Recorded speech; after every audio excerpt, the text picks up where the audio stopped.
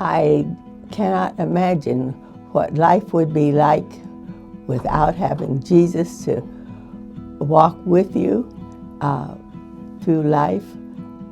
There have been times when I just wasn't sure what to do, and times of crisis when I have literally said to the Lord, "This is your problem because I don't see how this can be worked out."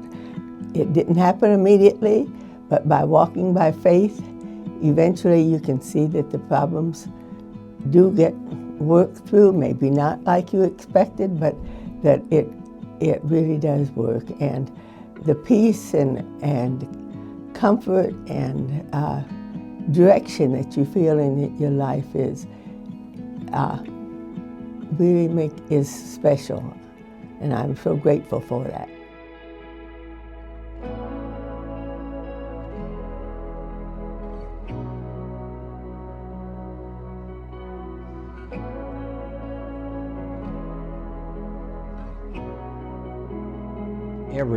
Everything. Marrying a Christian lady. About the best thing I've ever done. And when you become a Christian? Yeah, my whole life, I guess you could say. Without him was nothing.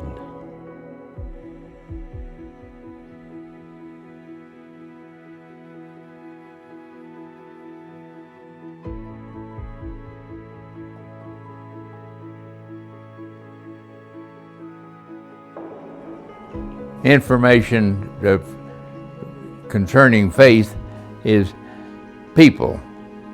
The people that you know, the people that you are acquainted with, and so forth, if they're affiliated with the church, then you've got a good background.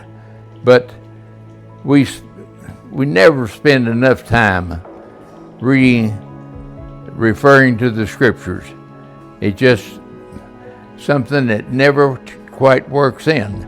But you remember the people, the significant people that you've run into down through the years through the church. I don't know what people do that do not have a church affiliate. It just boggles my mind.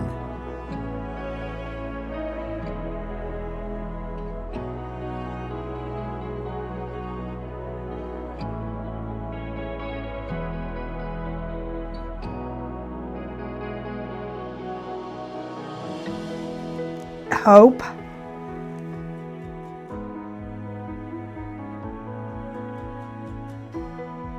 I believe I would say hope.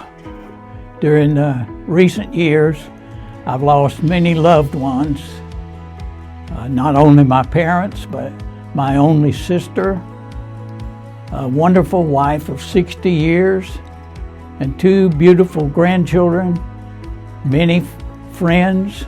I have this hope now that when I finish this 4th quarter, we'll all be together again.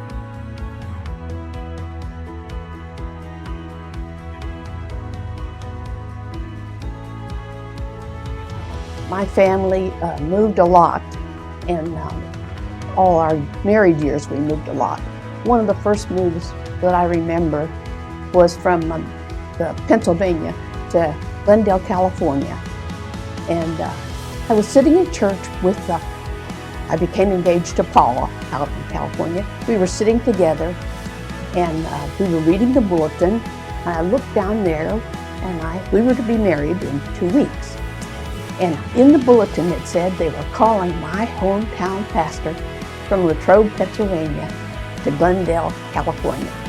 So he married us. We were the first people he married out there.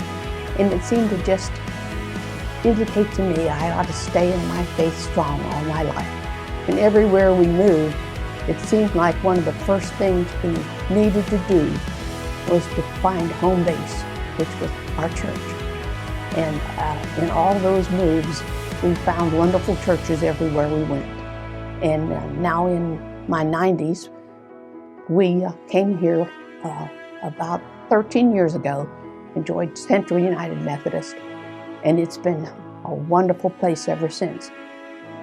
God truly has fed us at this place and continues to feed us, and I'm just so happy to be here. And I'm thankful that all these years we have been to churches that have meant so much to us, that God is everywhere. And if we just remain with Him, He will guide us.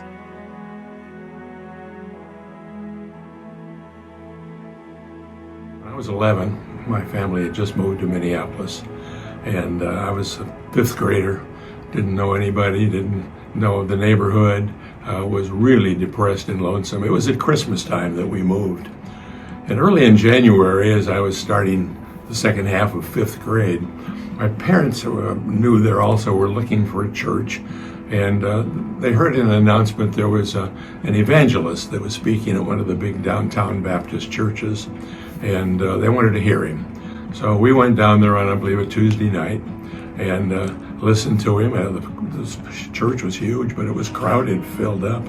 And this young preacher, young evangelist out of Chicago was very, very dynamic, and my heart was really taken by him.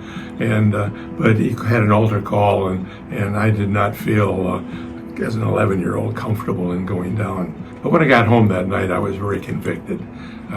Called my dad, who was in the next bedroom, and he came in and we had a conversation, and he asked me to get down on my hands and on my knees, and he led me in a prayer, and I accepted Christ as my Savior that night as an 11-year-old.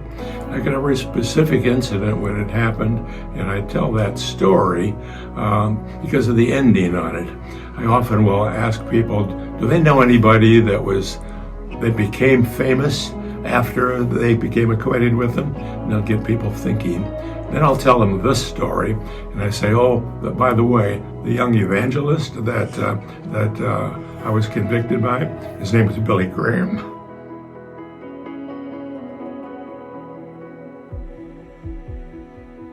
I think my faith has meant peace of mind, know that God is with me during good times and bad times.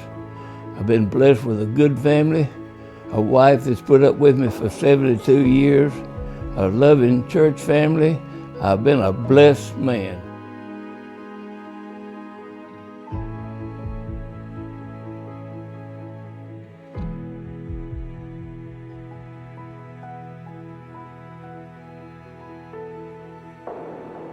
Probably everything. We've been active in the United Methodist Church. Never have been sorry, never will leave, and here we are. I grew up in a family that was very church-oriented. So I went to church practically every time the door opened from the time I was an infant. I don't know how you manage without a church family. I'm grateful that when we're unable to go to church that we can see the service online. However, you don't get to see the people. And people have been so supportive of me during sad times, and then supportive during happy times when my grandchildren got married.